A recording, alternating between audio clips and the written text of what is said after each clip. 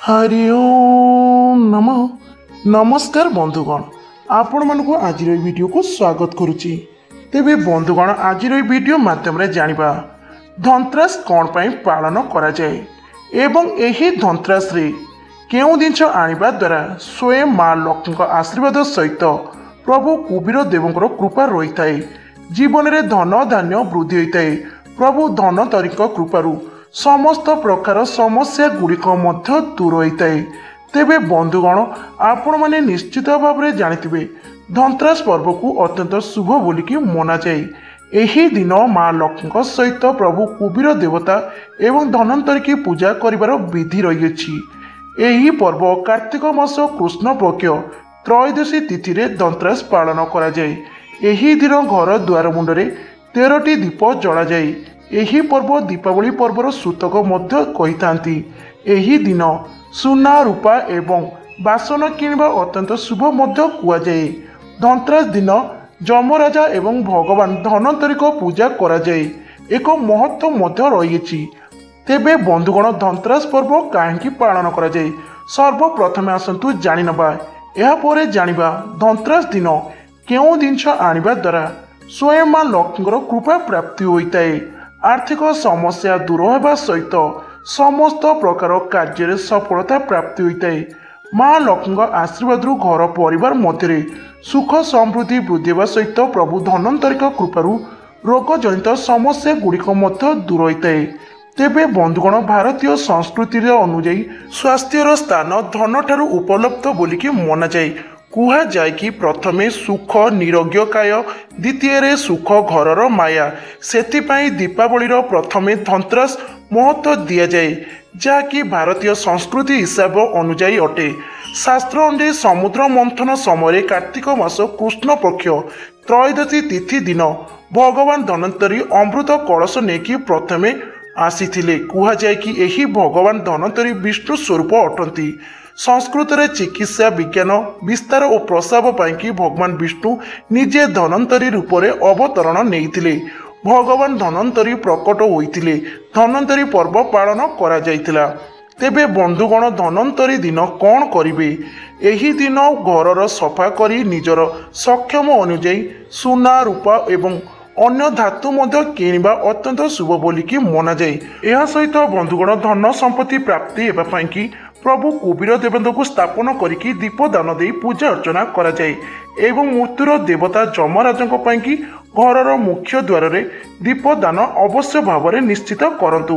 एबे आसंतु जानि नबा धनतेरस रे केउं सामग्री आनिबा द्वारा घरे धन संपत्ति वृद्धि होता है। माँ लक्ष्मी कृपा प्राप्ति होता है।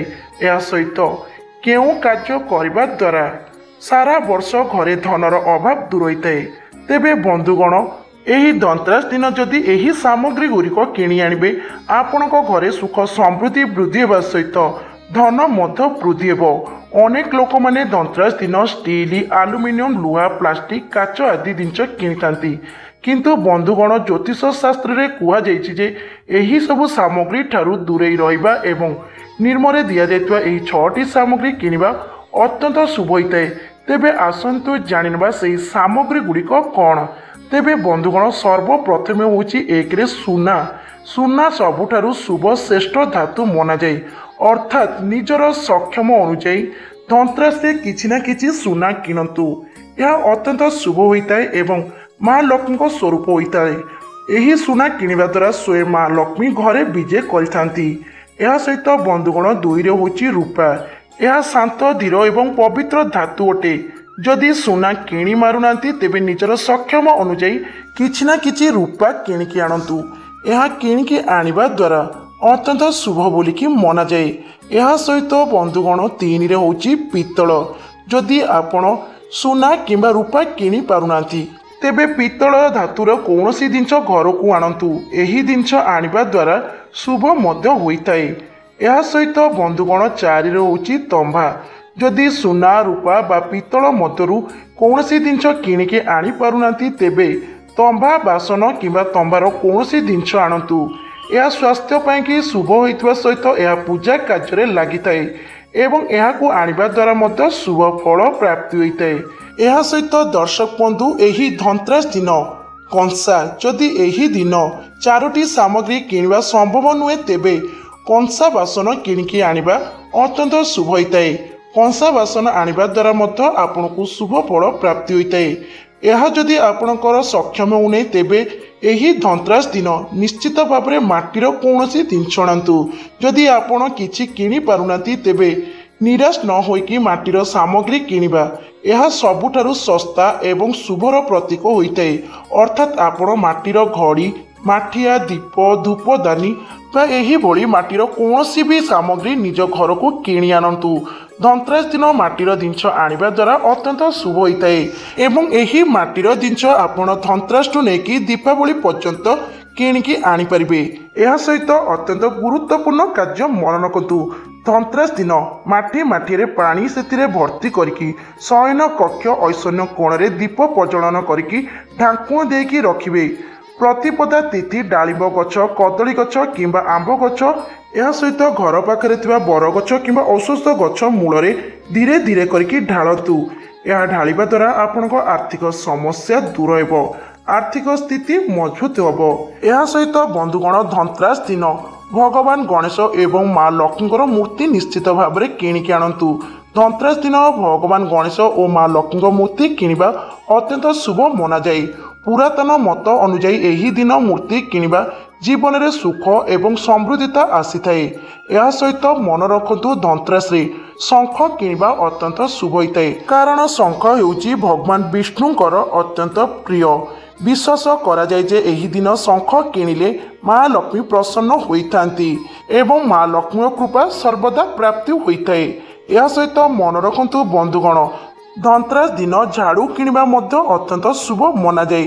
झाड़ू को माँ लक्ष्मीर प्रतीक बोलिकी मना जाए। एही दिन झाड़ू किणिले माँ लक्ष्मी खुशी हुअंती और घरे सुख समृद्धिता वृद्धि हुए। तेबे बंधुगण यह सहित किछि एभली उपाय अछि जहा करबा द्वारा आपणको घरे धनरु अभाव संपूर्ण भाव में दूर होइताए एवं सर्वदा आपण मानको उपरे धनर वर्षा होइताए। यह सहित मन रखतु बंधुगण धनत्रास दिन धनिया मंजी किणवा अत्यंत शुभ बोलिकी मना जाए। प्रभु गणेश माँ लक्ष्मी पूजा धनिया मंजी व्यवहार करने उचित बोलिकी कहुए। आहरी मध्य धनिया मंजी को पर्स रे रखिबा मध्य अत्यंत शुभ मना जाए। यह सहित मन रखतु एही धनत्रास दिन गुजराती किणवा मध्य अत्यंत शुभ होइताए। माँ लक्ष्मी पाखरे गुजराती को अर्पण करंतु, यह अत्यंत शुभ होइताए। यह मध्य मना जाए धनत्रास दिन जो व्यक्ति माने घर को हलदिया कौड़ी आनी थांती स्वयं माँ लक्ष्मी आसी थांती एवं एही धनत्रास दिन कौड़ी आनिकी माँ लक्ष्मी पाखरे पूजा लगेवा द्वारा माँ लक्ष्मी आशीर्वाद प्राप्ति होइताए। यह सहित बंधुगण कईंचर मुदी धनत्रास दिन चांदी किंबा पितलर कईंच मुदी किणी निजर अनामिका आंगुली रे पिंधंतु। यह द्वारा माँ लक्ष्मीकर कृपा दृष्टि आपणक उपरे पड़िथाए एवं सारा वर्ष आपणकर धनर अभाव होई न थाए। यह सहित बंधुगण आहरी एक माँ लक्ष्मीकर अत्यंत प्रिय जिनस सहित शुभ जिनस जहाँकि होची कमल बीज। पद्म फूलरू जो मंजी बाहरी थाए ताहाकू पद्म मंजी बा कमल बीज बोलिकी कुआଯାଏ। एही मंजूरू प्रस्तुत माला माँ लक्ष्मीकर अत्यंत प्रिय वस्तु होइताए। तेबे धनत्रास दिन जदि माँ लक्ष्मी एवं धनवंतरी को पूजा समय उभय को निष्ठा सहित 5-5टी लेखाए अर्पण करती। यह करने द्वारा घरे सुख समृद्धिता वृद्धि होइताए। पारिवारिक समस्या रोग जनित समस्या गुड़िक दूर होइताए। यह सहित बंधुगण एही धनत्रास दिन मयूर पंख जदि धनत्रास दिन घर को मयूर पंख किणी आनती तेबे यह मध्य अत्यंत शुभ होइताए। मयूर पंख को अत्यंत शुभ बोलिकी मना जाए एवं यह घर को आनिबा द्वारा सुख समृद्धि वृद्धि होइताए। माँ लक्ष्मी आशीर्वाद कृपा मध्य सर्वदा प्राप्ति होइताए। तेबे बंधुगण आपण माने तो आज वीडियो माध्यम निश्चित भाव में जानिथिबे धनत्रास बा दीपावली रे केउं जिनिस आनिबा द्वारा अत्यंत शुभ होइताए। घरे माँ लक्ष्मीकर कृपा प्राप्ति हेबा सहित स्वयं कुबीर देवता एवं धनवंतरी आशीर्वाद मिलता। घर समस्त प्रकार समस्या दूर होगा सहित माँ लक्ष्मी कृपारू धनर वर्षा होता है। प्रत्येकटी समस्या दूर होता है, आर्थिक स्थिति मजबूत होता है। तेबे बंधुगण आपण मानकु जदि आज भिडियोटी भल लगी तेबे वीडियो को गोटे लाइक कर दिंतु, चैनल को सब्सक्राइब कर दिंतु कमेंट बॉक्स रे जय माँ लक्ष्मी लिखा बिल्कुल भी भूलबेनि। तेबे बंधुगण आज भिडियोटी एइठी रोकुछि। नमस्कार।